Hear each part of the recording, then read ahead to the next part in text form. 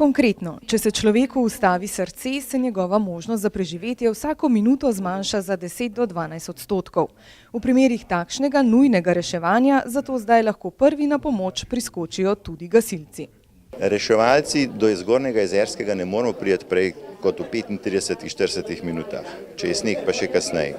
Kar pomeni, če ima na Zgornjem Jezerskem nekdo srčni zastoj, mu mi ne moramo pravočasno pomagati. Zato je ta ideja prvih posredovalcev, da tisti ljudje, ki tam živijo, in to so običajno prostovoljni gasilci, ki so ves čas na poklic, imajo s seboj pozivnike, se jih takoj lahko aktivira, pridejo takoj tja in ukrepajo še predno mi tja pridemo. Gasilske enote so opremljene z defibrilatorjem ter imajo opravljeno teoretično in praktično izobraževanje za tovrstno pomoč. Trenutno imamo, smo rekli, na Gorenjskem že 11 občin, ki so podpisale dogovor. Skoraj da 50 enot, več ali manj prostovoljnih enot iz teh občin in recimo približno 300 usposobljenih in opremljenih prvih posredovalcev.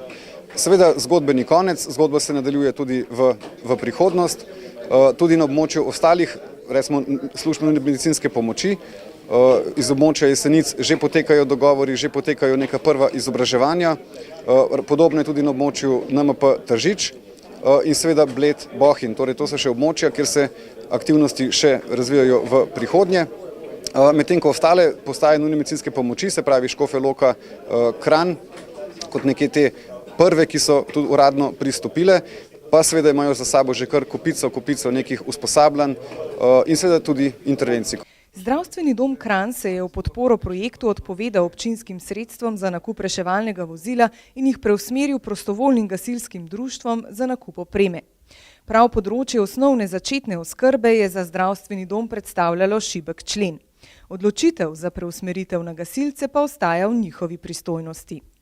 To naj bi umestili v protokol, kajti to ni zdravljenje, to je samo pomoč pri vzdrževanju osnovnih življenjskih funkcij, s tem povečamo možnost preživetja in pa zmanjšamo možnost možganskih okvar, ki se dogajajo po srčnem zastoju, ki traja predolgo časa. Defibrilatorji so za vse laične uporabnike nameščeni tudi na številnih krajih, kjer se zbirajo večje množice ljudi.